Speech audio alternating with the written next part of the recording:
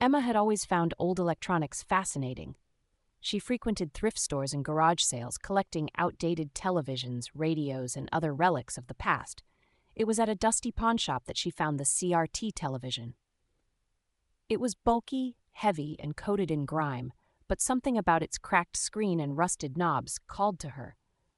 The shop owner seemed eager to get rid of it, selling it to her for next to nothing. "Strange thing about that one," the owner said, avoiding her gaze.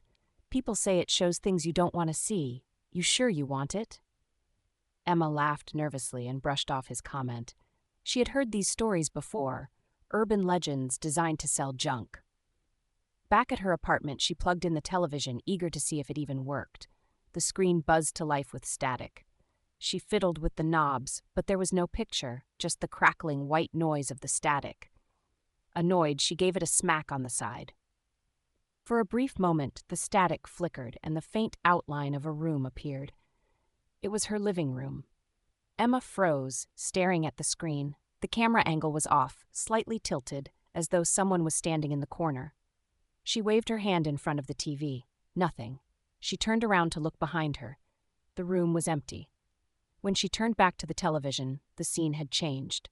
The camera was moving. The view slowly panned through her apartment, stopping briefly at her bookshelf, her kitchen, and then the hallway leading to her bedroom. Emma grabbed her phone to record what was happening, but the screen of the TV suddenly went black. The room filled with an oppressive silence. Just as she was about to unplug the TV, the static returned, louder than before.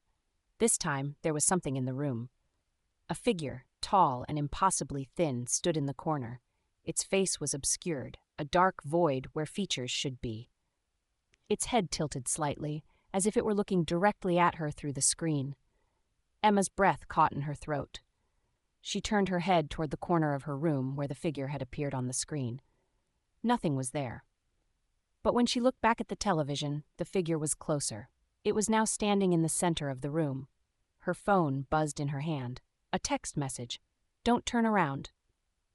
She dropped the phone, her hands trembling.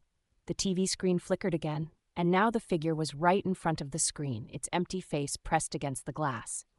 A low, guttural sound began to emanate from the speakers, a mix of static and faint whispers.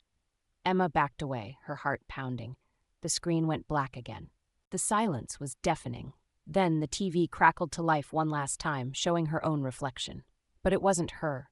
The woman on the screen had her face, but her eyes were hollow, and her mouth twisted into a wide, unnatural grin. The reflection raised a hand, motioning for her to come closer. Emma screamed and yanked the plug from the wall.